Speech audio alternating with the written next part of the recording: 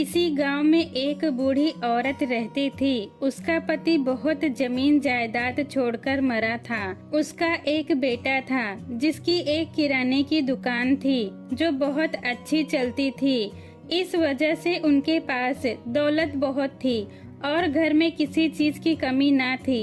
लेकिन वो बूढ़ी औरत थी बहुत कंजूस।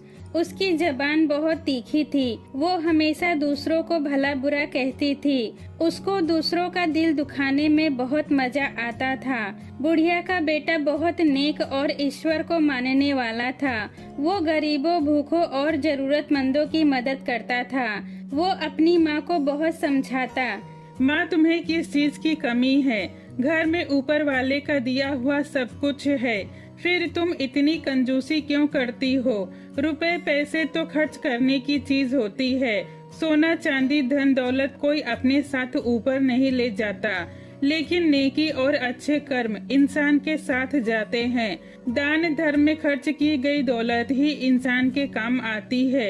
इसीलिए अब आपको धन दौलत जमा करने की फिक्र छोड़ देनी चाहिए और अब आप खूब खर्च करो और आराम से रहो और अपनी कड़वी जबान से दूसरों का दिल ना दुखाओ, क्योंकि किसी का दिल दुखाना बहुत बड़ा पाप होता है। बुढ़िया को बेटे की ये बातें बुरी लगती थी। उसका सोचना था कि उसका बेटा बहुत बेवकूफ है और फिजूल खर्च करने वाला है, इसीलिए तो ऐसी बातें करता है, वरना मैं कहाँ कंजूसी करती हूँ। मैं तो बहुत ही समझदारी से काम लेती हूँ। हाँ, ये बात और है कि मैं इसकी तरह भूखे नंगे लोगों के ऊपर रुपए नहीं लुटाती फिरती, और मैं बदजुबान भी कहाँ हूँ। मैं तो हमेशा सच ही बोलती हूँ। अब सच कहने से किसी का दिल दुखे तो इसमें मैं क्या कर सकती हूँ। सच हमेशा कड़वा ही होता है। आखिर बेटे ने तंग आकर उसे समझाना छोड़ दिया। उसने सोचा कि माँ तो अपनी आदतें छोड़ने वाली नहीं है। इससे तो अच्छा यही है कि मैं इन्हें इनके ही हाल पर छोड़ दूँ। वो जो चाहे वो करे, लेकिन फिर भी उसे एक बात की बड़ी फिक्र रहती कि मेरी माँ गरीबों और जरूरतमंदों की मदद नहीं करती। मरने के बाद उसके पापों की सजा कैसे कम होगी। एक दिन उसे पता चला कि गांव में एक संत आए हुए हैं जिन्होंने घोर तपस्या करके कुछ सिद्धियां प्राप्त की हैं। वे लोगों की तकलीफें सुनकर उन्हें दूर करते हैं। उन्होंने गांव के बाहर एक नदी के किनारे अपना डेरा जमाया हुआ है। हर दिन वहां लोगों की भीड़ लगी रहती है। लोग वहां जाते हैं, उनके दर्शन करते हैं और उन्हें अपना दुख दर्द बताते हैं और अपने दुखों का समाधान पूछते हैं। बुढ़िया के बेटे ने सोचा कि क्यों न मैं भी उनके पास जाऊं और अपनी माँ के बारे में सब सच सच बता दूं।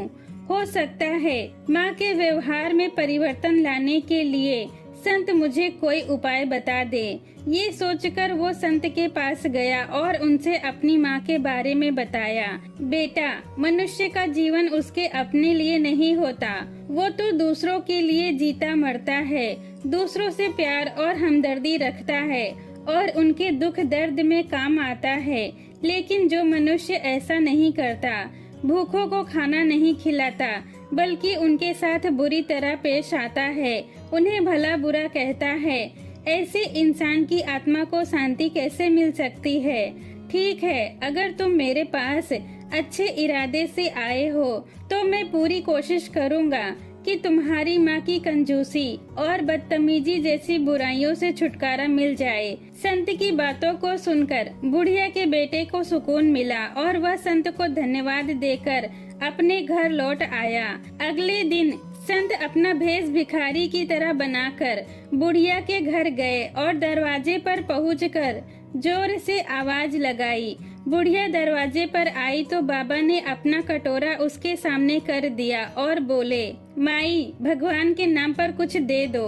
बुढ़िया बोली, अरे कल मुहे करम जले, खुद बूढ़ा खुशट हो रहा है, कब्र में पांव लटकाकर घूमता है और मुझे माई कहता है, तुझे शर्म नहीं आती। संत मुस्कुराए और बोले, भगवान तुम्हें लंबी उम्र दे, मुझसे गलती हो गई जो तुमको मैंने माई कह दिया। वाकई तुम तो मुझसे छोटी हो, अब मुझे माफ करो और अपना दिल साफ करो। ए बेटी, भगवान के नाम पर कुछ दे दो। बुढ़िया गुस्से से बोली, अरे नास पिटे, मैं तेरी बेटी कहाँ से हुई? भीख मंगा होकर मुझे बेटी कहता है, तेरी हिम्मत कैसे हुई? संत ने फिर मुस्कुराते हुए कहा, तुम पर भगवान की कृपा हो, वाकई मुझसे फिर गलती हो गई कि भीख मंगा होकर मैंने तुम्हें बेटी कह दिया। तुम तो अमीर जादी हो। अच्छा, अब मुझे माफ करो और अपना दिल साफ करो। ऐ स्वर्ग की महारानी, भगवान के नाम पर मुझे कुछ दे दो। बुढ़िया फिर भड़क गई और पैर पटकते हुए बोली, खैरात खोर, खुसट बुढ़े, नमक हराम, तेरे मुंह में खाक। तुझे मैं स्वर्ग की औरत लगती हूँ? क्या मैं मर गई हूँ? संत ने घबराकर कहा, अरे नहीं, भगवान ना करे, मेरा मतलब ये नहीं था। मुझे फिर माफ करो। भगवान तुम्हारा भला करे, तुम्हारी उम्र लंबी हो, भगवान तुम्हें दुनिया की सभी खुशियाँ दे। ऐ नेक दिल औरत, मैं 2 दिनों से भूखा हूँ, भगवान के नाम पर मुझे एक रोटी दे दो। इस बार बाबा ने जो दुआएं दी थी, उनका बुढ़िया के दिल पर ये असर हुआ कि उसने उन्हें कोई गाली ना दी, बस इतना ही कहा, बेवकूफ बुढ़े, क्या मैंने यहाँ भंडारा खोल रखा है जो तू रोटियां मांगने चला आया? चल भाग यहाँ से। बाबा ने गिड़गिड़ाते हुए कहा, ए नेक दिल औरत, रोटी न सही, एक मुट्ठी आटा ही दे दो। बुढ़िया तुनक कर बोली, क्या तेरे बाप ने यहाँ आटा रखवा दिया है जो तुझे एक मुट्ठी दे दूं? चल निकल यहाँ से। बाबा फिर बोले, ए नेक दिल, अच्छा मुट्ठी भर ना सही, चुटकी भर ही दे दो। बुढ़िया बोली, देख, अब ज्यादा तंग ना कर, तुझे शहर में एक मेरा ही घर मिला है जो मुंह उठाए चला आया। मैं तुझे मूंग का एक दाना तक नहीं दूंगी। अब चल निकल यहाँ से। बाबा ने सोचा, ये बुढ़िया तो कुछ देने वाली नहीं है, लेकिन वो उससे कुछ लिए बगैर जाना नहीं चाहते थे। अचानक उनकी नजर वहाँ पड़े मूंगफली के छिलकों पर पड़ी। किसी ने मूंगफली खाकर उसके छिलके वहीं फेंक दिए थे। बाबा बोले, ए नेक दिल मालकिन, मैं तुम्हारे दरवाजे से मायूस नहीं जाऊंगा। आज तो मैं तुमसे कुछ लेकर ही जाऊंगा। अच्छा, चुटकी भर आटा ना सही, ये मूंगफली के छिलके ही दे दो। बुढ़िया ने कहा, तू कैसा बेगैरत भिखारी है, जोक की तरह चिपट गया है, किसी तरह पीछा नहीं छोड़ता।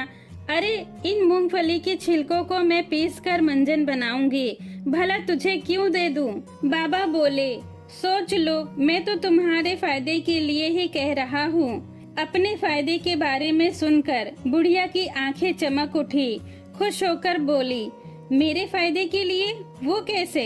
बाबा बोले, वो इस तरह से कि मैं इन मूंगफली के छिलकों के बदले तुम्हें एक असरफी दूंगा। बुढ़िया बोली, इन छिलकों के बदले तू मुझे एक असरफी देगा? अरे कहाँ है असरफी? खुशी के मारे बुढ़िया का चेहरा खिल उठा। बाबा ने कहा, अभी नहीं, कल लाकर दूंगा। बुढ़िया चिढ़कर बोली, कल कहाँ से लाकर देगा? क्या रात में कहीं चोरी करेगा? बाबा बोले, राम राम, मैं चोरी क्यों करने लगा? बुढ़िया ने पूछा, तो फिर कहाँ से लाएगा असरफी? बाबा ने इधर उधर देखा कि कहीं उन्हें कोई देख तो नहीं रहा है। फिर धीरे से बोले, बात ये है कि मैं हर रात कब्रिस्तान जाता हूँ, वहाँ रात भर किसी कब्र में लेटा रहता हूँ और सुबह कब्र की खबर लेकर आता हूँ। इस काम के लिए महाराज मुझे 5 सोने की असरफियाँ देते हैं। आज रात कब्र की खबर लाने के बदले कल मुझे जो 5 सोने की असरफियाँ मिलेंगी तो मैं उनमें से एक तुम्हें दे दूंगा। लाओ, अब इन मूंगफली के छिलकों को मुझे दे दो। बुढ़िया ने हैरानी से पूछा, अच्छा, अगर मैं कब्र की खबर लाऊं तो क्या महाराज मुझे भी 5 असरफियाँ देंगे? बाबा बोले, हाँ क्यों नहीं, जरूर देंगे, लेकिन ये मूंगफली के छिलके मुझे दे दो। बुढ़िया ने मूंगफली के छिलके उठाकर बाबा को दे दिए और बोली, बाबा ये सारे मूंगफली के छिलके तुम ले लो, मुझसे तो किसी की जरूरत देखी नहीं जाती। भगवान ने मुझे बहुत बड़ा दिल दिया है। बाबा ने उसे याद दिलाया, लेकिन तुम तो इन छिलकों का मंजन बनाना चाहती थी। बुढ़िया बोली, मंजन बनाकर मैं क्या करूँगी, मेरे मुंह में तो दांत ही नहीं है। बुढ़िया ने अपने पोपले मुंह से हंसते हुए कहा। बाबा ने उन मूंगफली के छिलकों को लेते हुए बोले, ठीक है, मैं कल सुबह आकर तुम्हें एक असरफी दे दूंगा। बुढ़िया बोली, नहीं नहीं, असरफी की कोई जरूरत नहीं है। भला भगवान के नाम पर कोई चीज दी जाए तो उसकी कीमत ली जाती है क्या? बस तुम तो इतना ही करना कि आज रात कब्रिस्तान मत जाना और महाराज से कह देना कि तुम्हारे बदले कब्र की खबर मैं ले आऊंगी। बाबा ने उसकी बात मान ली और उसे दुआएं देता हुआ वहां से चला गया। बुढ़िया के दिल में लड्डू फूट रहे थे। कहते हैं कि कंजूस इंसान लालची भी होता है। उस बुढ़िया के दिल में भी लालच ने घर कर लिया। वो सोचने लगी कि भिखारी के बदले हर रोज रात को वो खुद किसी कब्र में जाकर लेट जाएगी और दूसरी सुबह महाराज को कब्र की खबर सुनाकर 5 सोने की असरफियां इनाम पाएगी। जब रात हुई तो बुढ़िया दौड़ी दौड़ी कब्रिस्तान पहुंची और एक टूटी हुई कब्र में जाकर लेट गई। वो इंतजार करने लगी कि कब्र में फरिश्ते आएंगे और उसे खबर सुनाएंगे। इसी तरह लेटे लेटे उसे बहुत रात हो गई, लेकिन कोई ना आया। थोड़ी देर के बाद जंगली जानवरों की डरावनी आवाजें आने लगी। अब तो बुढ़िया को डर लगने लगा, लेकिन 5 असरफियां पाने के लालच में कब्र में वो लेटी रही। इस तरह आधी रात हो गई। बुढ़िया को नींद आने लगी। उसने अपने दिल में सोचा कि अगर मैं सो गई तो फिर महाराज को कब्र की खबर ना दे सकूंगी और मुझे असरफियां भी नहीं मिलेंगी। किसी तरह नींद भगाने की कोशिश करनी चाहिए। बस फिर क्या था, वो नींद भगाने की कोशिश में लग गई। वक्त गुजरता गया। रात के आखिरी पहर में अचानक जोर की आवाज हुई, जैसे कहीं बिजली कड़की हो। बुढ़िया ने देखा कि कब्र का एक हिस्सा रोशन हो गया। उस रोशनी में अचानक एक आदमी प्रकट हुआ। वो आदमी बहुत भयानक दिख रहा था। उसको देखते ही बुढ़िया को डर लगने लगा। वो आदमी उसकी तरफ बढ़ते हुए गरजदार आवाज में बोला, कंजूस बुढ़िया, आफत की पुड़िया, तूने कंजूसी और लालच के फेर में पड़कर कभी किसी के साथ भलाई नहीं की, कभी किसी की मदद नहीं की, बल्कि तू अपनी कड़वी जबान से लोगों के दिल दुखाती रही है। इसके बदले अब तुझे हमेशा कब्र की यातना सहन करनी पड़ेगी। ये कहकर उन्होंने अपने कंधे से एक झोली उतारी और उसे उल्टा कर दिया। झोली में से सांप और बिच्छू नीचे गिर पड़े और रेंगते हुए बुढ़िया की तरफ बढ़ने लगे। अब तो बुढ़िया बहुत घबरा गई। उसने डर कर एक चीख मारी। उस पर उस भयानक आदमी ने एक जोरदार ठहाका लगाया और बोला, जैसी करनी वैसी भरनी। अगर तूने किसी के साथ भलाई की होती तो वो नेकी तेरे काम आती। ये कहकर वो गायब हो गया। उसके छोड़े हुए सांप और बिच्छू अब बुढ़िया के बहुत करीब आ चुके थे। बुढ़िया डर के मारे थर-थर कांपने लगी और रोते हुए चिल्लाने लगी, बचाओ बचाओ, भगवान के लिए मुझे बचाओ। तभी कब्र में फिर से रोशनी हुई और उस रोशनी में से एक खूबसूरत शख्स आया। इतना खूबसूरत कि बस देखते ही रह जाओ। उसके नूरानी चेहरे पर सफेद दाढ़ी थी। रोशन चेहरे वाले ने बहुत ही मीठी आवाज में बुढ़िया से कहा, डरो नहीं, ये सांप और बिच्छू तुम्हारा कुछ नहीं बिगाड़ सकते। तुमने अपनी पूरी जिंदगी में सिर्फ एक ही दान किया है, आज वही दान तुम्हारे काम आएगा। ये कहकर उसने अपने कंधे पर लटकी हुई झोली में हाथ डाला और उसमें से कोई चीज निकालकर बुढ़िया की तरफ फेंक दिया और खुद गायब हो गया। बुढ़िया ने देखा ये तो वही मूंगफली के छिलके थे जो उसने अपने दरवाजे पर आए हुए भिखारी को दिया था। सांप बिच्छू अपने फन फैलाए और डंक उठाए उस बुढ़िया के बिल्कुल पास आ गए। बुढ़िया डर के मारे फिर कांपने लगी और रोने चिल्लाने लगी। सांप और बिच्छुओं ने जैसे ही बुढ़िया को काटना और डंक मारना चाहा, वो मूंगफली के छिलके उड़ते हुए उनके मुंह पर आकर चिपक गए। पूरी रात उन सांप बिच्छुओं ने अपने मुंह पर लगे हुए मूंगफली के छिलके को हटाने की कोशिश करते रहे, लेकिन वे छिलके ना हटे। इस तरह सुबह हो गई। बुढ़िया का बेटा अपनी माँ को ढूंढता हुआ जब कब्रिस्तान में पहुँचा तो उसने देखा उसकी माँ एक टूटी हुई कब्र में है। उसकी आंखें लाल हो गई हैं, चेहरा पीला पड़ चुका है और बहुत कमजोर नजर आ रही है। जैसे बरसों से बीमार हो।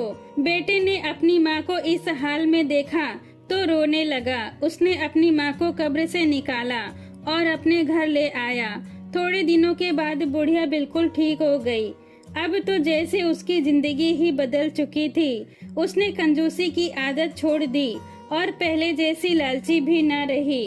कभी कोई जरूरतमंद या भिखारी उसके दरवाजे पर आ जाता तो उसे खाली हाथ वापस न लौटाती। अब वह पहले जैसी बदजुबान भी न थी और जब तक जिंदा रही सबके साथ प्यार मोहब्बत से रही और धर्म कर्म करती रही।